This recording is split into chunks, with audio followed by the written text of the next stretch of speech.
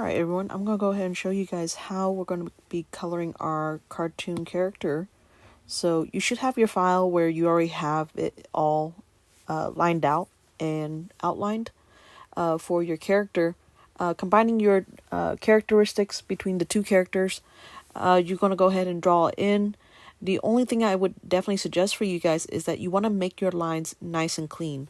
So as a reminder, our brush type that we're using is inking, and we're using Studio Pen, so you can see that it's very nice and smooth. And you definitely don't want to choose something like ink bleed, just because it does have a little bit of a scratchiness here. Or like sketching, obviously we don't want to be doing sketching because it does have a little bit of a scratchiness. But I'll go ahead and show you guys an example what happens when we start coloring in our cartoon character if our lines are scratchy. Okay, so that's considered like a bad example for coloring, but for some people you can work with it and it'll work with your color design. But anyway, so I'm gonna go ahead and show you guys what to do with your drawing and how to color in your character at this time. So the first thing that you want to do is you have your references. So like I have my Growlithe and I have my Stitch. So here what you want to create first is something called a color swatch. So you notice that I have a layer here that I've already made based on the colors from my references. In order to make a layer with the color swatch, what you want to do is that you want to have your character reference like this. And I'll just go ahead and hide my original line layer. And to do this, to get your color swatch, what you want to do is that you want to pick out a tool called the color picker tool. That will be on your left side, and it's this circle right here. So you can kind of see that I'm tapping it right here on the left side. And this allows me to activate this tool here. Oopsie. That will allow me to choose the color that I want based on the area. So for example, if I need the color of Stitch's tongue, I just land that little circle on top of it and fill up my circle here for my color palette, and I have that color. And I can just make a swatch by taking like a brush type. I'll go ahead and just use like a marker like this, and then I'll just make a circle. Oh, it's because I have it locked. So I always lock my layers just as a good practice to not accidentally make mistakes on layers that I don't want to work on. But you can see that's how I would make my swatch. And that's what you want to do, is that make your swatch of your colors. And here you can always refer back to this layer to get your color swatch like this. And I just have them grouped up together like this. And you'll notice that I have certain colors where they kind of like double up on each other. And that's because they're like the shadow colors. So like for Growlithe here, he has a shadow color, just to show you. I'm going to move Growlithe over here so that way he's not in the way. He has like 2 tones of value for his orange skin tone, and then 2 tones of value inside his ear, and 2 tones of value in his fur, the fluff. So that's why it has like all those different colors and values. So you want to do that just in case you like those colors, and you can always refer back to it. Another way that you can also do this to get your color palette, you don't have to do a color swatch. I like doing this method of having a layer with my color swatch. But another thing you can do is you can actually go to the color palette wheel here. And if you don't know this, but you can actually create your own palette based on your photo reference. So all you have to do is open up your palette right here. And then you would just click on the plus right here. And then when you click on that plus button, that's how you can insert from your photo a color palette. So you can choose your character. So like I can choose Growlithe, and it'll give me a whole plate of all the different colors that are seen inside that photo based on the Growlithe. And you can always refer to this and pick out the colors that you need. I like it and I don't like it because 1, it gives me way too many colors at times, and 2, it does kind of crowd up and it does make my palette get a little bit too full. So if you tend to do this and later on, just make sure to delete it, so that way it's not filling up inside our iPads, because that's going to take up a lot of room. But yeah, that's how you can do your palettes. But like I said, I like the layers with the swatch because I can always turn on and off that too. Okay, so let's go ahead and go into coloring at this point. So in order to color, once we have our layer with the lines, make sure this is the thing that you want to do first. One, you want to make sure that your line layer is all nice and clean and it's crisp, and you have something where basically all the shapes are closed off. Closed off means that there's no leaks in between my shapes and they're all separate. Certain places where they are opened, just for example, like right here, I am okay with this part being blue from what my color is for stitch here, and that's fine, because if it's opened, I'll show you an example of it opened here, my monstrosity here. Basically openings like this area here, just to show you. Oopsie. This is considered a bad line example right here, where basically it's open and it's going to be leaking. So it's not going to be good for our method for coloring really fast, because the method I'm going to show you to color in fast is using something called the fill tool.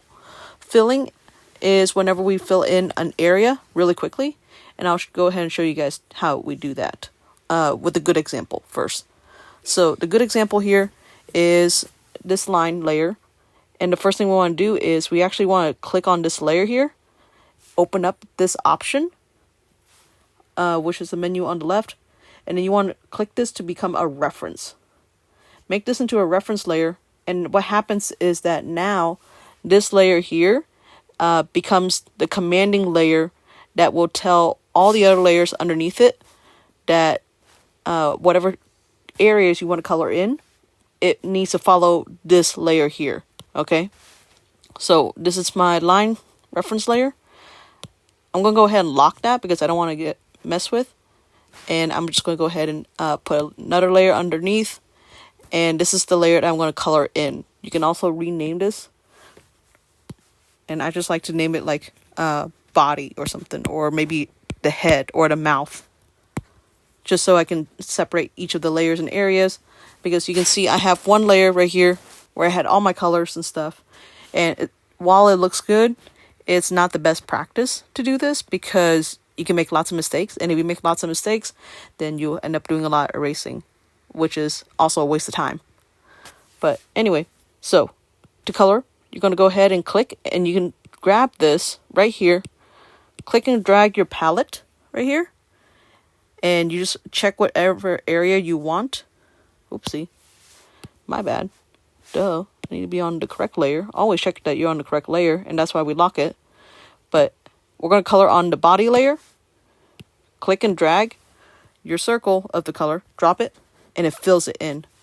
Very nice and easy, quick and fast to color in your areas without much of a slowdown there. Okay, so now once we have that, that's considered good, just to show you. So like that's the body. I can go in, just fill that all in, and that will fill it all nice. And in no time, you can get this all completed. Okay, and just zoom in to get to smaller areas if you can't do that. But yeah, that's how you can do it very easily to get that filled in.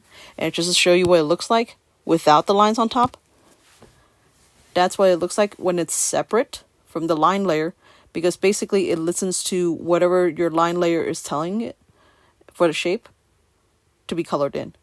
So that's one method to color in really fast using the fill tool. Now, if you try doing the fill tool when you have with a bad example, so I'll just show you a bad example. I have to unlock this, and I have to change this so it's not reference layer no more, so that way y'all can see this bad example here. Basically, with the bad example, if I was to create a layer underneath it and make this bad line example our reference layer, when I try coloring in here, basically it's gonna not work, because with certain line layers, it just doesn't look as clean, and there's all these like open spaces where basically your paint will leak out. So it's not going to work as good. It's just going to leak out, and you notice that there's a bunch of those white spots. Yeah, there's a bunch of those white spots that are just like showing through, and that's just the nature of it. So that's one method with the fill tool. It's great, but it's not great with scratchy lines. You have to have clean lines, just like this example here, in order to have that kind of method with the fill bucket tool. Alright, so that's how you can color it nice and neatly. The other option is, I know for some people who like to go with that scratchy method, which is the bad line example, and people want to color it like that, color that in. The other method that you can do is basically having a layer underneath and just coloring it by hand.